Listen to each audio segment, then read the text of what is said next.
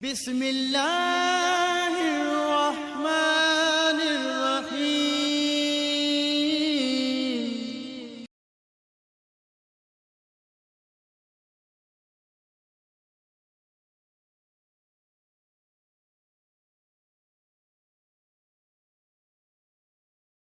نحمده ونصلي على رسوله الكريم، اما بعد فاعوذ بالله من الشیطان الرجیم، بسم اللہ الرحمن الرحیم۔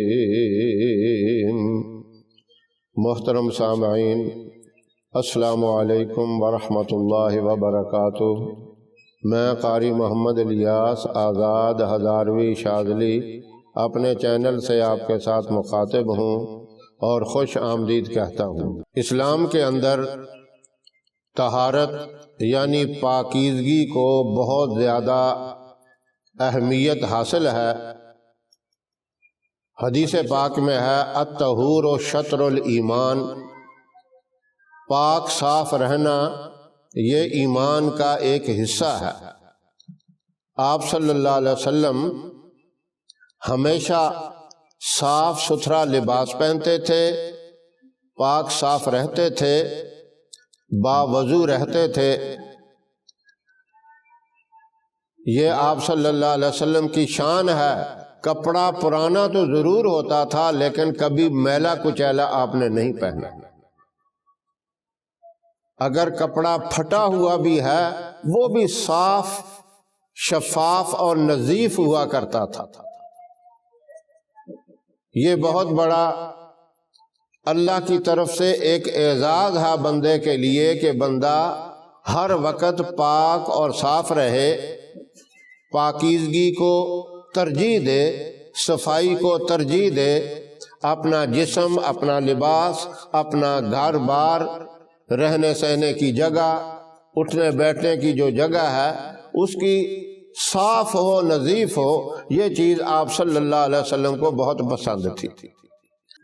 تو آج میں آپ سے جو اہم بات کرنے والا ہوں وہ غسل کے متعلق ہے کہ غسل ہمیں کس طریقے سے کرنا چاہیے، اسلام کے اندر اس کی کیا اہمیت ہے، اور اگر غسل سنت کے مطابق، آپ صلی اللہ علیہ وسلم کے مبارک طریقے کے مطابق نہیں ہے تو انسان پاک نہیں رہ سکتا۔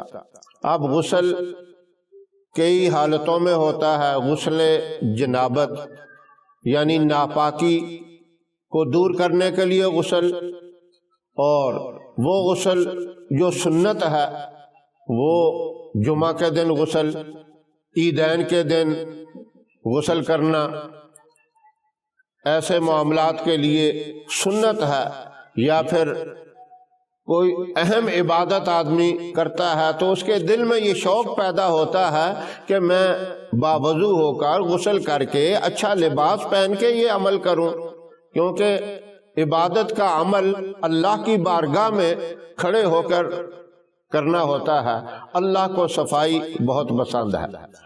غسل جنابت یعنی ناپاکی کو دور کرنے کے لیے جو غسل ہے وہ اگر صحیح طریقے سے نہ ہو تو آدمی پاک ہی نہیں ہوتا، ناپاک ہی رہتا ہے۔ یہ باتیں میں اس لیے بتانا ضروری سمجھتا ہوں کہ بہت سے واقعات اور حالات دیکھے ہیں۔ اسکول کے اسٹوڈنٹ جو 8 کلاس میں، 9 اور 10 میں ہیں، بلکہ فرسٹ ایئر اور سیکنڈ ایئر میں بھی چلے گئے ہیں، ان کو یہ نہیں پتا کہ غسل میں کون کون سی چیزیں فرض ہیں۔ آپ حیران ہوگے، میں نے ایک فرسٹ ایئر کا اسٹوڈنٹ تھا، دیکھنے میں بڑا تیز ترار، ہوشیار، چالاک نظر آ رہا تھا۔ پوچھ لیا کہ غسل کے کتنے فرض ہیں؟ کہنے لگا یہ بھی کوئی بات پوچھنے کی ہے، غسل کے لیے صابن ہو، تولیہ ہو اور پانی ہو۔ میں حیران رہ گیا، یہ حالت ہے؟ کہتا ہے یہ چیزیں فرض ہیں۔ اب اگر یہ صورتحال ہو تو آدمی کیسے پاک رہے گا؟ جنابت کی حالت میں آپ دریا میں غوطے لگاتے رہیں، جب تک آپ کو فرائض کا پتہ نہیں، فرائض پورے نہیں کرتے تو پاک نہیں ہوں گے۔ سر پہ پانی کی بالٹیوں کی بالٹیاں بہا لیں یا نل کھول کر آپ بیٹھے رہیں، گھنٹہ بیٹھے رہیں، تو آپ پاک نہیں ہو سکتے۔ غسل کے اندر جو چیزیں فرض ہیں ان کو آپ اچھی طرح سنیں اور سمجھیں، بلکہ یہ باتیں دوسروں تک شیئر کریں، اپنے بچوں کو بتائیں۔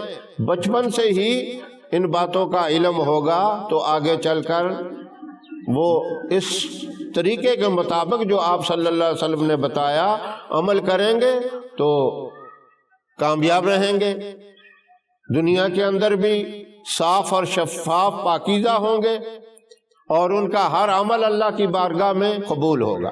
اب توجہ سے سنیں، غسل کے اندر 3 چیزیں فرض ہیں۔